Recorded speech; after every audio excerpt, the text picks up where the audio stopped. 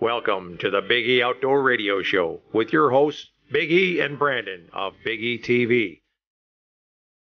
Found nationally on your favorite outdoor television channels. Big E Outdoor Radio challenges all the hot topics in the outdoors, from racing to hunting and even grilling in the backyard. Our mission is to educate on the facts of the impact of the outdoors on all our lives and encourage good stewardship and good fellowship among our ranks. Follow Big E Outdoors on Facebook at Big E Outdoors and Big E Outdoor Radio. Send us feedback and get in on conversations with us. Fasten your seatbelts, because this ain't your daddy's morning show. We'll be right back with Big E and Brandon in the morning on Big E Outdoor Radio.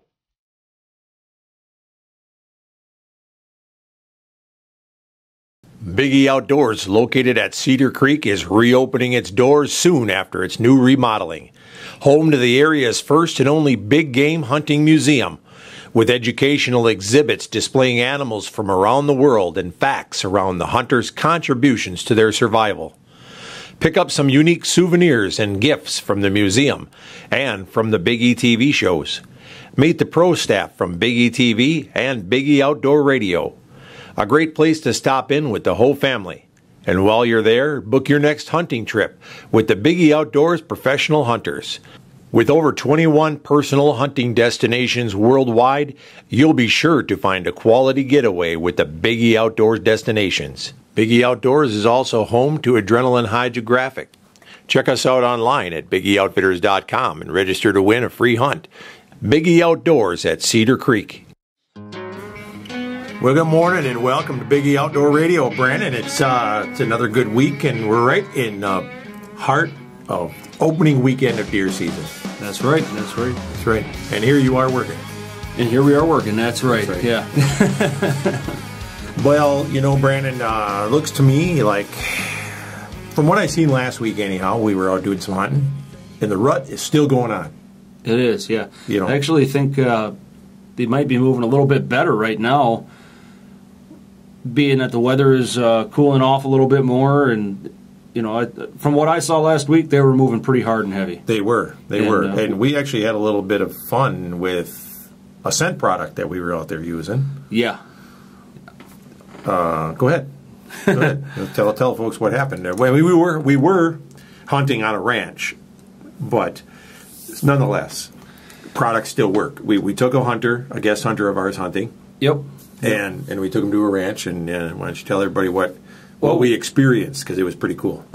As we got to the blind, we set off, we sprayed out some doe estrus scent and got into the blind. What did we? It was a buck bomb. Yeah, we set off a buck bomb, the doe estrus scent, and we got into the blind after we sprayed the estrus scent about 100 yards out where we wanted the bucks to start moving towards.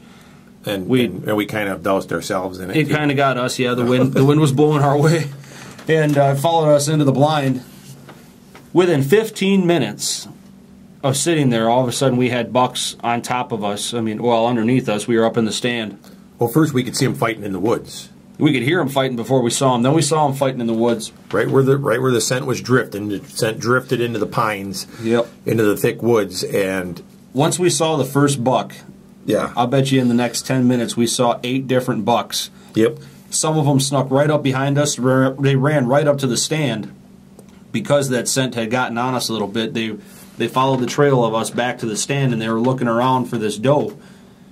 And we had bucks sneaking up behind us. We had one big buck, probably a 180, 200 incher, came underneath the stand looking for us. I mean, we had bucks everywhere. He'd have died, but he had a broken horn. Mm-hmm, mm-hmm. We had broken horn one. We had a couple of 2-year-olds out there. I mean, we had several bucks with broken horns, scrappers out there. I mean, it was definitely, we had a lot of bucks, just nothing there that was had a nice tight rack on it anymore. Everything was all busted up, or it was too young. But I'm telling you, it was amazing. I mean, it just came alive.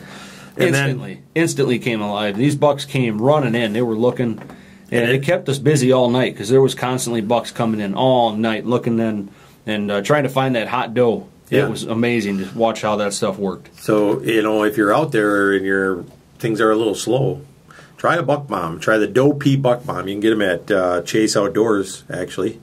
They actually sponsor our radio show. You can go up Chase Outdoors up in Rothschild right there, right off the main drag. And right by the post office, actually, in Rothschild. Yeah, they're not hard to find. Pretty easy, yeah. They've got about everything you're looking for when it comes to your hunting needs. I don't think there's much you would want that they wouldn't have, but go on in there and tell them you need a Doe P buck bomb, and if there's any bucks around you, they're going to come looking. Yeah. And, that kind of brings us into the topic that I got up here right now, and it's the 5 myths about the best time to take a buck in the rut. And actually, one of the first ones is that this is a myth. Myth number 1, that the peak rut is the best time to take a buck, and that we've experienced whether it's hunting deer or it's hunting elk. We've learned that from years and years of taking people hunting and hunting ourselves, and we've learned that the peak rut is not always the best time. Now they're saying here that the best time is actually in the pre. Yeah. But I'm going to differ with them on that here in just a minute. They're saying that in the pre-rut, when the bucks are in their supposed 7 to 10 day seeking or chasing phase, that's the best time, because once they're actually in the peak breeding, that they're likely to be holed up with a doe someplace, which that's correct. And we've seen that with elk when their peak rut comes in, peak bugle. The big bull will have all the cows. And they hold them up someplace. And they hold them up somewhere. Yep. They'll take and hold them in a spot where they can defend and keep all the satellite bulls away. Yep. And you won't see them for quite a while. I mean, that bull wants those cows all to themselves, and the whitetail are the same way. They're going to take and keep them in one spot where they know they've got them to themselves, and they're going to try and defend them the best they can. And they're too distracted in the peak of the rut. And I know people have luck hunting in the peak of the rut, but they're very distracted in the peak of the rut. You almost have the does working against you in the peak of the rut. Right. Well, the same concept comes with turkeys, when the turkeys get all henned up. When the gobble comes on too strong and the turkeys are all henned up because they're busy with the hens and they quiet down and you can't get a turkey to come in anymore. I mean, it's the same concept. They don't answer your calls. And, They're kind of like you. Yeah. I don't answer anybody's calls either, but that's got nothing to do with the rut. But, when you're out hunting with the elk, for instance, and same with deer, right after is when I found that it's probably your best time, because what you're getting then is you're getting the guy that didn't get any. Yeah. It's kind of like, if a gal is looking, to find a guy, hit the bars around closing time, because there's somebody down there that didn't score, okay? And he's looking. That's one way to look at it. Yeah, he's looking, And that's kind of the way it is with these deer, after the rut, after the elk bugle. He's like, all right, who's left over? There's a couple guys that are there, and they're like, hey, I didn't, what about me? I only got a half a rack, but ladies, I'm your man. Yeah, it's kind of like that, was that open season, that buck on open season with the one, with the broken horns and stuff, but, there's something to that. All of a sudden you can call these guys in and they go looking and they're like, whoa, whoa, whoa, whoa, hey, there's still one looking. There's still one looking, After all the big macho football players leave the bar with the girls, game on, That's when you want to be looking. So at post-rut activity, I think is a good time to head on out there and see what you can pick up. There's nothing like picking up the scraps at bar close. Yep. And, like we said, it's... these are myths that we found this article online. Well, not saying no myth about picking up women at bar time. Well, yeah. Not saying that the peak of the rut doesn't work. I know a lot of people that do have good success in the peak of the rut, but it's actually harder in the peak of the rut than it is pre-rut or post-rut. Mm-hmm. And I actually am going to go with the article on this one and say that the pre-rut is probably the best time. The pre. Yeah. The pre. Yeah, you've got more of them. That's like picking up a woman about 6 o'clock at night. Mm-hmm. She's got all night to pick a guy. Yeah, but, all they got to do is cross your sights. The doe doesn't have to say yes. Oh, yeah, you're right. You're right. So you just got to lure them around a little bit. Yeah. Yeah. Bring them in there, you know. I got it. That's right. Well, all right, and that brings us to the next myth, and that says rutting bucks are impossible to pattern. Another myth there. It says the deer hunters rarely complain about the rut, but when they do, this is usually their gripe.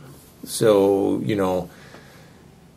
I think that's not right, and according to the article, it also says it too, that bucks actually move quite predictably from one doe family group to another, and if you really know how to pattern your bucks and you know how to, you're right, you're going to get different bucks that are going to move into areas because of the rut, but they're going to run the trails. They're going to run them doe trails. Well, that's just it. They're going to run the trails, and if you've got a good stand set up where you've got intersecting trails, you're going to have good luck.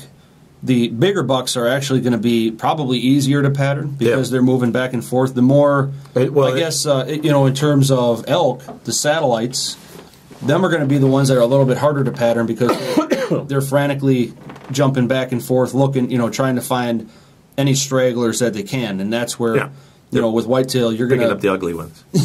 Yeah. You're going to find with whitetails that you're going to find some of the more non-dominant bucks that are wandering back and forth. You'll see bucks that you never saw on trail camera. They weren't in your area before. The bigger ones are going to be holed up or going to be close to the does. Yeah. So if you can figure out where the does are, you're going to find the bigger bucks. Yeah. So does that mean that they're impossible to pattern? No. No. Pattern the does. Yeah, if you pattern the does, you're going to find the bucks. You're just going to find bucks that you didn't normally see there before the season or during the season. Yep. So, yeah. And when you find a buck, when you do see one, you can almost be assured that when you first see him, he's going to be there for the next day or so. Because he came in there for a reason. And he's going to be around there, sniffing around, watching the does before he moves out. So unless his pattern also is on your neighbor's property, then he might not be there the next day. Because your neighbor might have got him. Well, that's why it's important to make sure that you're always in your stand and ready. That one day that you miss. That one day you miss, your neighbor scores. That's right. Yeah. Or you go into lunch early. The lunch thing can kill you. Take your lunch with you. Yeah. All you need is a little bit of jerky or some snack sticks from Triggs. Take some snack sticks with you, sit in a tree, and you shouldn't have to come out. It should take care of it for you. That's right, yeah, it should. Snack sticks and a bottle of water or an energy drink. Yeah. Or dip, in your case. Well, yeah, a good can of chewing an energy drink, and you're good to go. There you go. Yeah. Hey, let's take a quick break, and we'll come back and we'll talk about some more myths of patterning bucks in the rut. Welcome back to Biggie Outdoor Radio, and right before the break, we were right in the middle talking about some of the myths of the rut. Myths about getting your buck in the rut. Yeah. Common mistakes, things people think.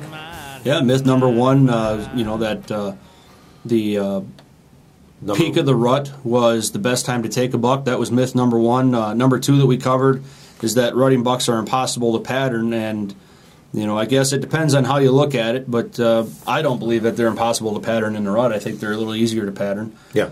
But, we touched on those, and number three here. Number three goes right back to what I was saying when we were talking about number one. Yeah, post-rut. You like to hunt post-rut. And myth number three is when the action is over, the rut is over. That's not always true. And, in fact, you'll find that, especially in people when they breed cattle, whitetail, elk, on a lot of these ranches, you'll find that you'll have a doe or a cow that didn't end up taking, or they come into a late heat, and that's where you're going to have the rut's going to linger on a little bit longer. Right. So you're going to have bucks moving post rut. You're going to have bucks that are looking for whoever might be left, whether there is anything in that area or not. All you got to do is smell like that hot ticket, or sound like that hot ticket. Yeah. Right. And that's it because, again, buck comes into an area. Yeah. Finds a doe. Locks down with her, like you said. Yeah. When he gets done, he wants to go find somebody else. How rude. Yeah. We can't get away with that. How do the deer get away with that kind of activity? Yeah.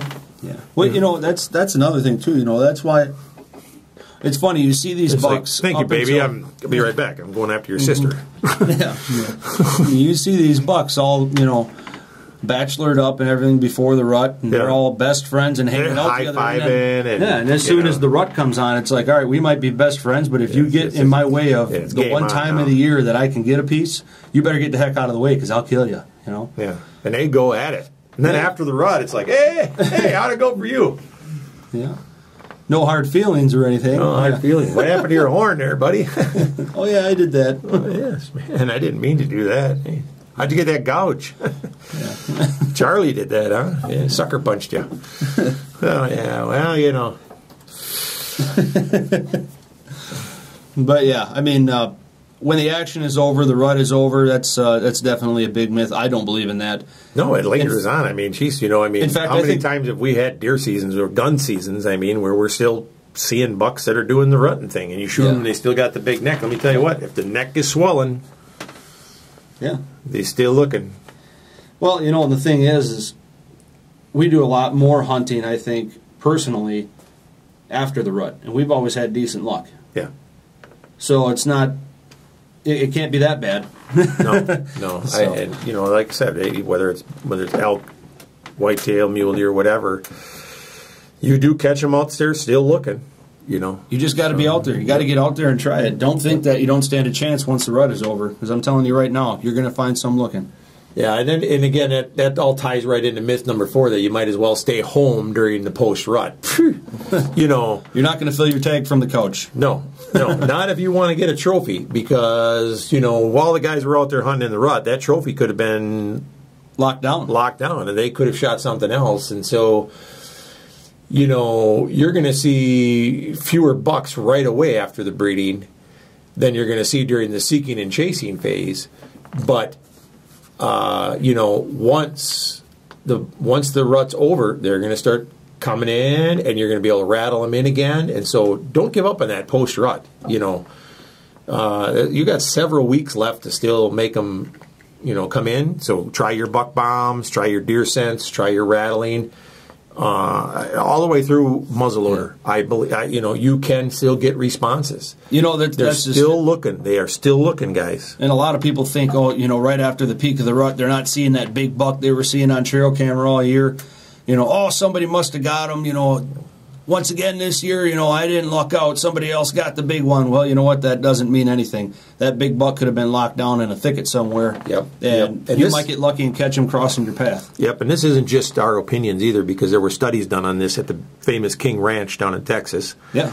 And also by the University of Iowa, they had some guys that went out, and they've been doing the studies on these for years, and they have confirmed that that's exactly what happens. Post-rut, that's when some of these bucks that didn't get shot, these big ones, they come out, they've been locked down, or they got scared because of the hunt, whatever. Yeah. And then all of a sudden they start coming out, and you can still rattle these buggers in, and they're still looking. And then you got to remember, it's usually about 2 to 3 weeks after the peak rut is when the does will come back into estrus. So you're going to have that all recycling again. So, you got to think about the fact that you guys might be thinking, oh, geez, peak rut was a week and a half ago. Man, you're going to have it all the way through November and into December. Yeah. So don't give up. Yeah. Still use your sense, still use your rattle, and still, I'm telling you, you can make these bucks respond for a long time yet. Yeah, yeah. And you can trick them, and it depends on, if you're out in public land and there's 5,000 guys out there running around with blaze orange on, and they're hammering at squirrels and trees and everything that's out there, then, the bucks maybe aren't going to respond. You might want to wait till it calms down a little, but... Yeah. And a lot of these 5 myths, they're almost all one myth together. They all tie in hand with each other. And yeah, myth number 5 here: the primary rut lasts about a month. Yeah, I'm telling you right now, it lasts a lot longer than that. It says here that the average the whitetail doe have roughly a 28-day estrus cycle. Yep. And it even says in here, when the doe numbers get out of control, which is it is the case in a lot of areas, the doe numbers are out of control. It's going to be a lot longer than that. They're not all going to have the same day-to-day cycle. That's right. It's going to linger on a lot longer. Hey, look at our girls. They don't all come in at the same time. Yeah. All they have to do is be off a little ways, and that 28 days turns into 38 or 48 days. Yeah. So, and that's another thing too. Don't get downhearted because you missed that one weekend. That Halloween weekend, I wanted to be out there in my stand, and I had to work, or I had to go to this family function, or whatever it might be, whatever excuse you have that you didn't get out there the weekend you wanted to. Yeah, have some sympathy on them bucks, because you got to think about it. All their females are having that time of the year or that time of the month at the same time. You might think that sounds good. Careful, buddy. You're stepping into a trap right now. You're stepping that could into be a trap. a bad deal. Yeah. Oh, man. Yeah. So, but anyway, back to, there's a 10-day spike there when it's the peak rut, and then you got that 28 days, and they come back in. Everybody that didn't get bred, they come back in and they try again. Yeah. So, and that's why you have fawns that are a little later than others. You're going to get your late fawns. You're going to have some of your fawns are born in May, and some of your fawns are born in June, and that's how come right there. They get second rut. So don't give up. Don't give up. Keep using your scents. Keep using your rattling antlers. Calls. Your grunts. Yeah. Grunting. We heard them grunting. Hey, that they actually, when we were up there hunting, they followed the trail of our UTV after we had dropped the scent. They did. They followed the trail right up to the stand. Yeah.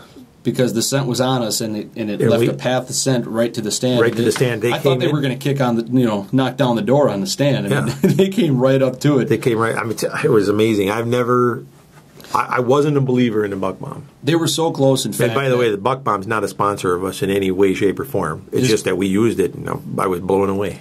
Yeah. So I mean, they were so close that the guide in the stand couldn't even see a lot of these bucks. They were so close, so underneath the stand. I had to hold the camera almost out the window to be able to film some of these things.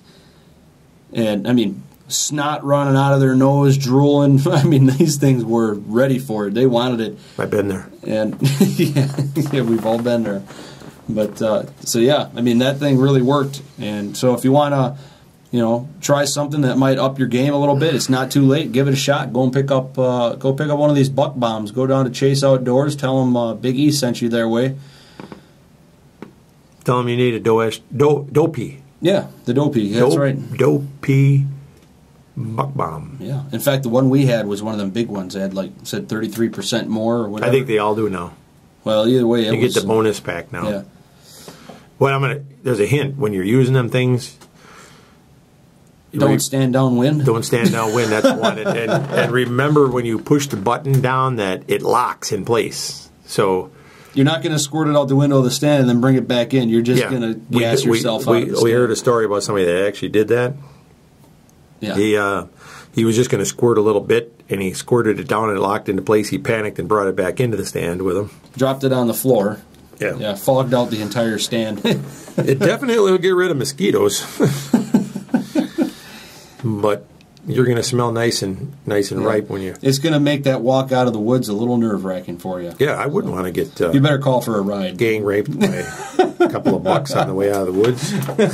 That's not a joke, though. I mean, that can cause a hazard. That can be dangerous for you. If you get some of that on you, I've heard of bucks attacking people because they're following them, and all of a sudden, the way those bucks acted, I would be... I wouldn't have got out of the stand smelling like I did. No way.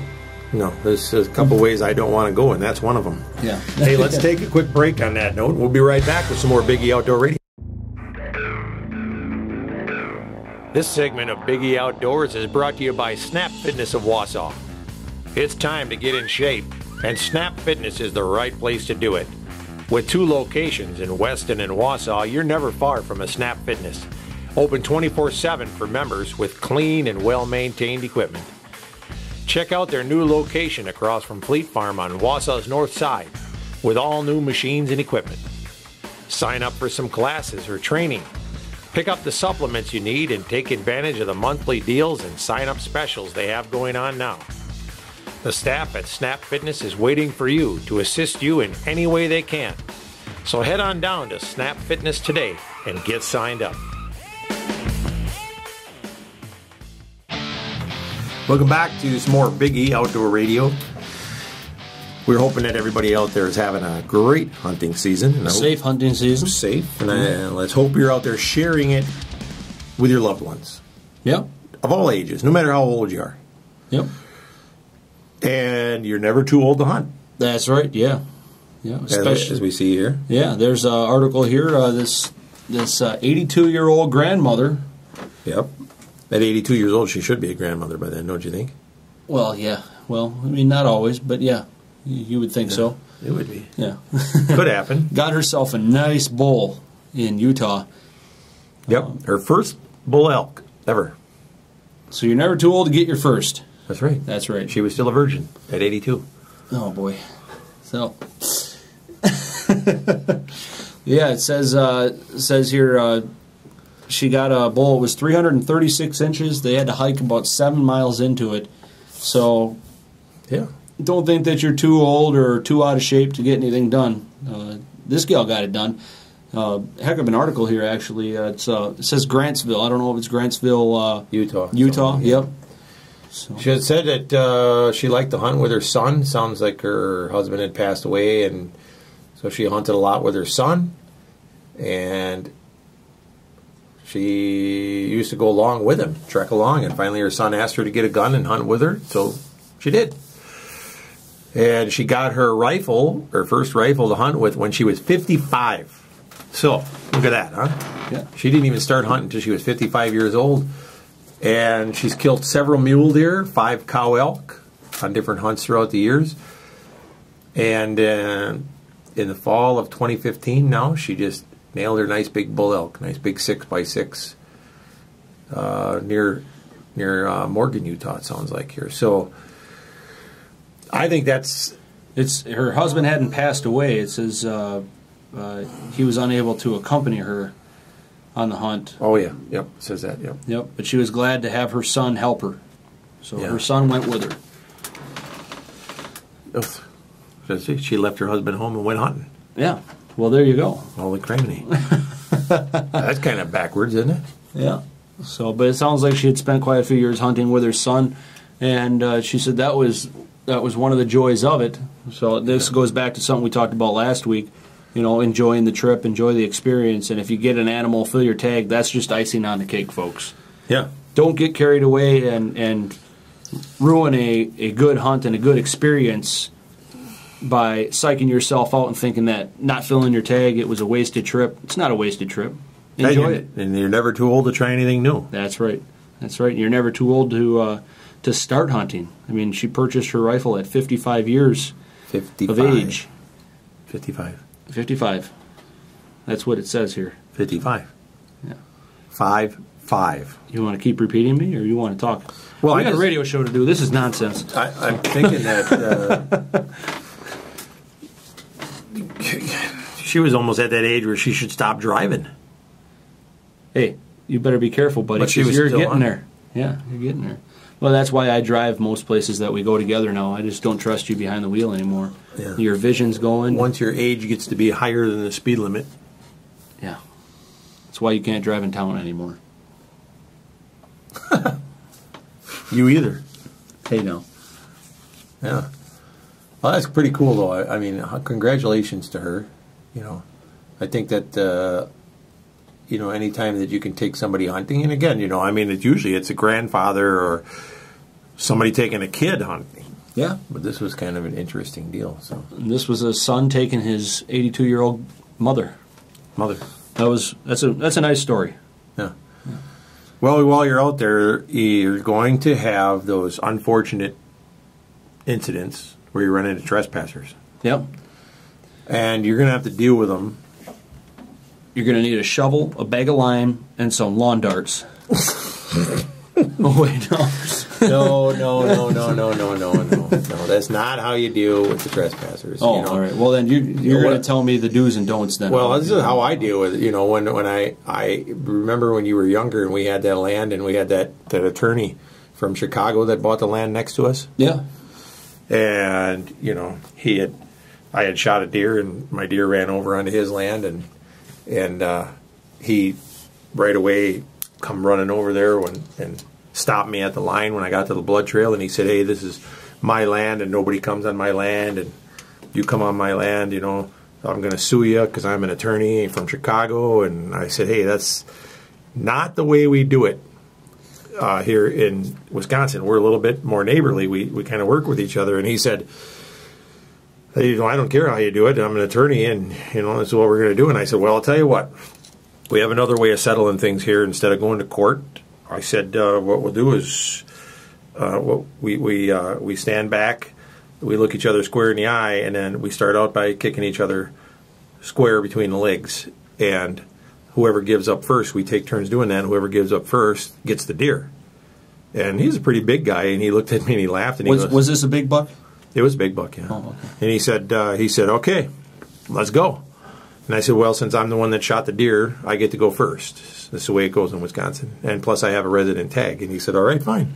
So I reared back. I kicked him right square between the legs. And he just, and he bent over, and he was just holding on to his junk down there. And he stands up, and he looks at me, and he goes, "Okay, my turn." And I said, "Nah, you know what? I give up. You can have the deer." Oh, man.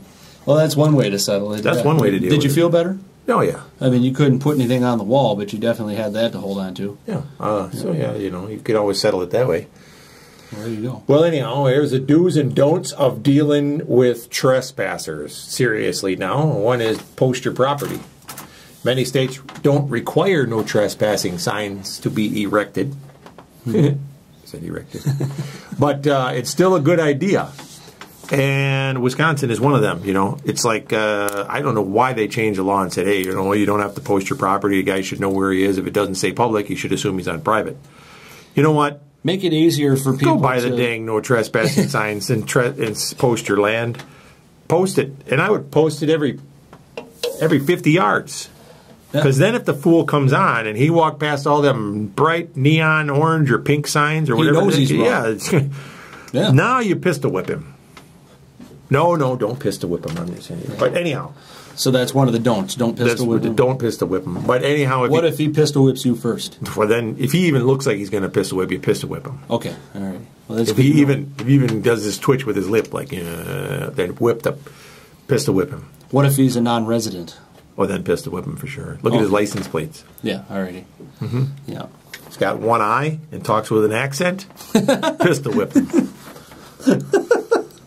Alrighty then. Yeah. So, place high visibility signs around the perimeter of your property and walk it to ensure no one can access your land without seeing at least one sign. There you go. Look at that. So, then also it says make sure you adhere to your state's sign posting laws, which, you know, I got the right letters and you sign the sign and all that kind of good stuff, you know. Yeah. Which is goofy. I mean, we have laws that say we don't have to post our land, but yet if we post it, you have to sign it. Yeah. Yeah. So. Oh yeah. So create a no trespassing cooperative. They obviously, whoever wrote this has never hunted in Wisconsin. Yeah, I don't think that exists. Because when deer season comes, there's no cooperative anything. No. I mean, I've seen brothers punch brothers over deer in Wisconsin. Yeah. Yeah. There's brothers that don't even talk to each other anymore over who voted for who. Wait a minute, that's my brother. Oh boy, yeah. Yeah, but anyhow, there's it says talk with neighbors before the hunting season to review your property boundaries and devise a monitoring strategy to prevent trespassing. You know, it says doing this will also devise a consensus about how to retrieve wounded deer in the event that one dies on your neighbor's land.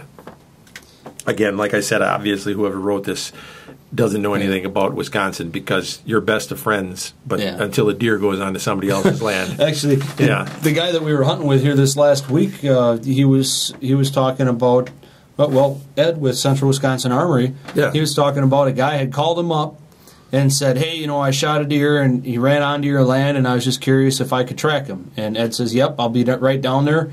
Just hang tight." Well, he gets down there. There's nobody at the cabin or anything, and he calls him back up. And he says, "Hey, where you at?" They found out they were already on his land. He called him from his land. Yeah. He was already there. They assumed that they were going to, and they actually thought he was gone. That's why, Yep. So that's a no-no. Yeah. Ask first. Ask first. That there actually... That's pushing it, you know. Yeah. I mean, you know, if you're going to go on somebody else's land, just get. If you want permission, call me. You know, I'm probably going to be neighborly to you, but don't go on my land without asking me first. Well, and it's then also, I'm going to be ticked off. It's not just about ticking somebody off; it's about safety. Yeah. You know, that particular fella has a lot of disabled vets and a lot of guys that are coming back that are kind of. You surprise a vet in the woods if you don't belong there, and you all of a sudden sneak out of the brush. You go on there and you don't know. They could have a disabled, a blind hunter. They could have some kids hunting. You don't know who's hunting, so you don't go on to somebody's land. Yeah. Without telling them, because you don't know who's hunting there and what they're set up and they're expecting or not expecting. Just don't do it. It's not safe. You go on the wrong guy's land, you might end up in a booby trap. It's a good way to end up in a hole. Yeah, you know, it is actually. That's right. You know, people say that jokingly, but that's right. People get into some very heated, very dangerous situations over trespassing. Yep. So we're going to come back to that after this break, folks. Just hang tight, and we'll be right back with you. Hey, welcome back to Biggie Outdoor Radio. We're wrapping up our first hour here this morning, and we were just talking about the do's and don'ts, or whatever it is, about trespassers. Dealing with trespassers. How to handle trespassers. And what did we call it? Don't pistol whip them. Yeah. Depending on who they are. Well, yeah. Well, actually, it says here, don't try to detain a trespasser. Well, let's review. We just took a break. We should review. It says don't. It says do post your property. Yep. Even though you don't have to, it makes things a little bit easier. That's right. So post your property. It says do create a no trespassing cooperative, which, you know, I've got my doubts about how well that's going to work. Depends on who your neighbors are. You know, it depends on. I'm thinking of some farmers that we used to live near. Yeah. It ain't going to matter. That ain't happening. That ain't happening. Yeah. But yeah, the next one here, it says, don't try to detain a trespasser. So there you go. Don't pistol whip them. Well, that's not pistol whipping him, not detaining him. Detaining him is when you jump on him, try to put him in flex cuffs or zip tie his hands together and hold him for the law to get there. That's detaining him. Okay. All right. So pistol whip him and send him on his way? Well, that's what you got to do. It says don't detain him. So I guess when you're done pistol whipping him, you got to let him go. Oh, man. Okay. So, detaining him, it says don't try to detain him. It says it's extremely frustrating to catch some schmuck on your land. Most states consider trespassing to be a relatively minor offense, misdemeanor crime, which that's another problem right there. If they would consider it to be a little bit bigger, give them some bigger fines, some of these guys would think twice. Yeah. That's a big thing. But it's illegal to detain someone, and that's actually a bigger crime. If you try to detain him, that's kidnapping. You get a bigger fine for detaining the moron than he does for trespassing on your land. And it can be dangerous because actually, that guy's got a gun. So a Michigan game officer has a statement here. It says, violator is likely to be armed, and if he's willing to trespass, he might be willing to do more. Yeah. So if you lease a property, you want to make sure you talk to the guy that you're leasing it from, the landowner, about how he or she wants to deal with trespassers. Because just because you're leasing the property doesn't mean that you can kick people off, call the cops on them, whatever, because you don't own it. So you better talk to the landowner.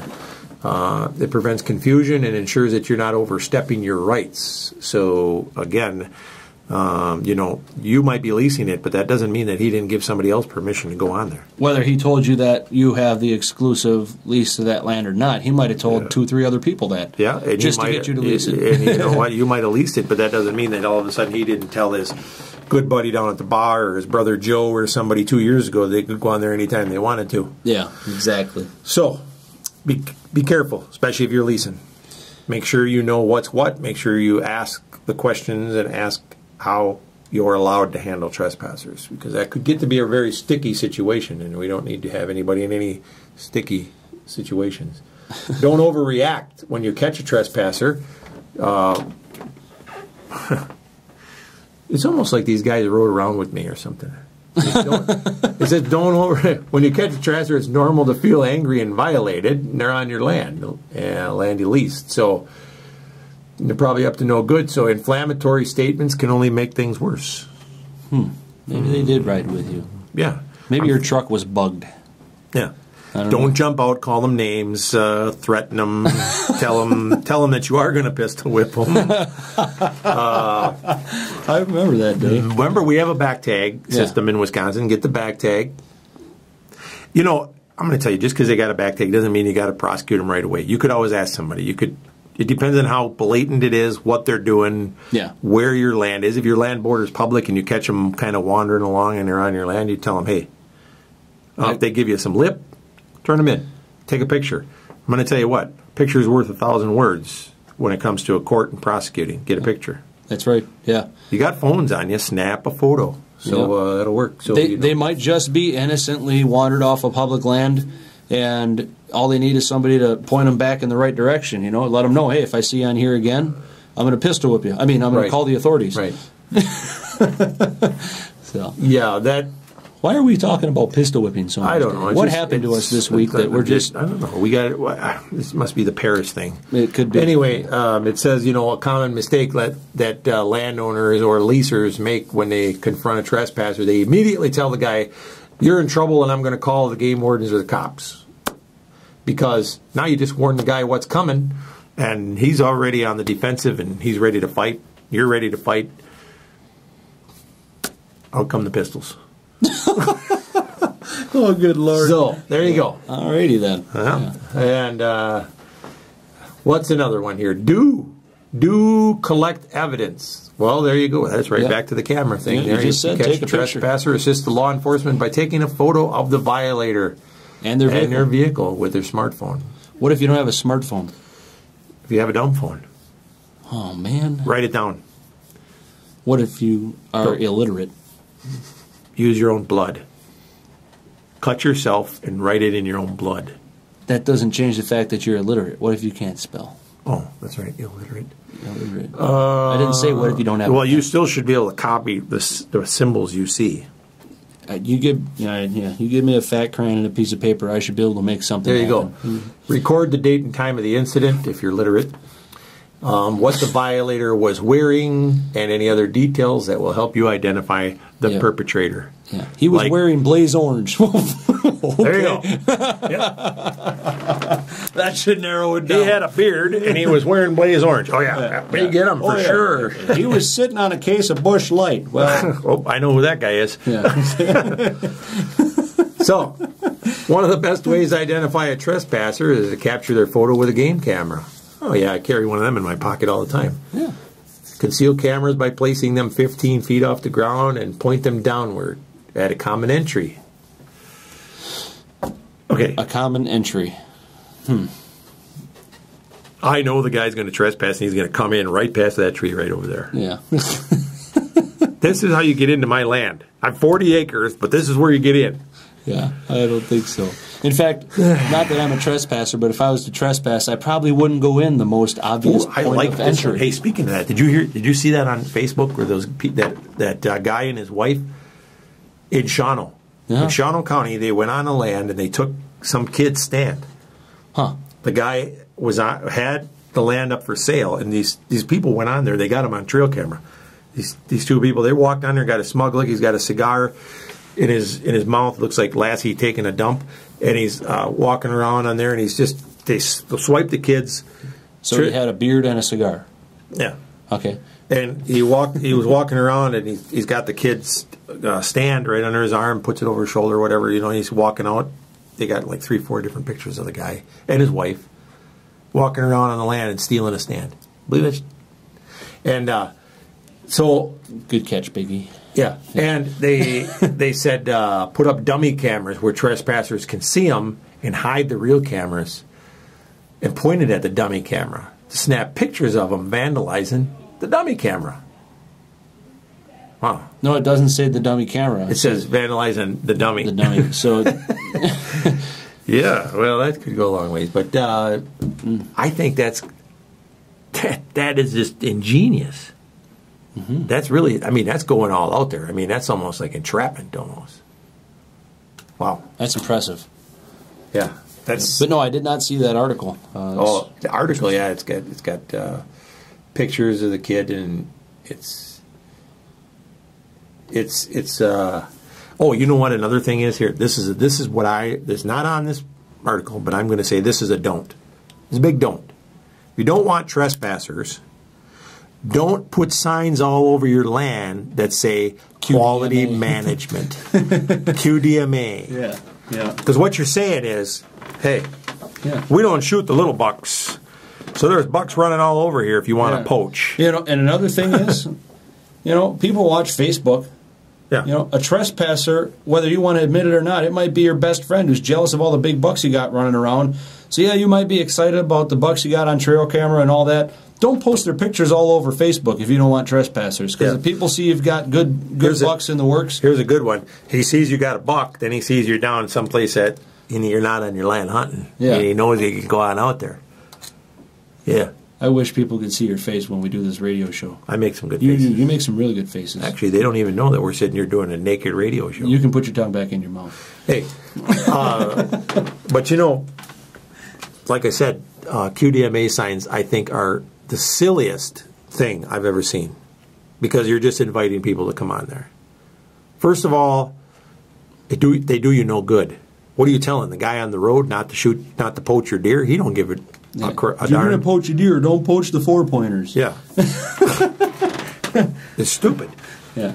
Either your neighbors, if you want your neighbors to know, go tell them. It is stupid. If you're going to poach a deer, why would you shoot a 4-pointer? Oh wait, that's no, not what I'm you're saying it's stupid to put those signs up because if your neighbors, either your neighbors know or they don't, and they don't really care. So, you narrowed it right down there. They either know or they don't know. Right. Yeah. You don't need a sign.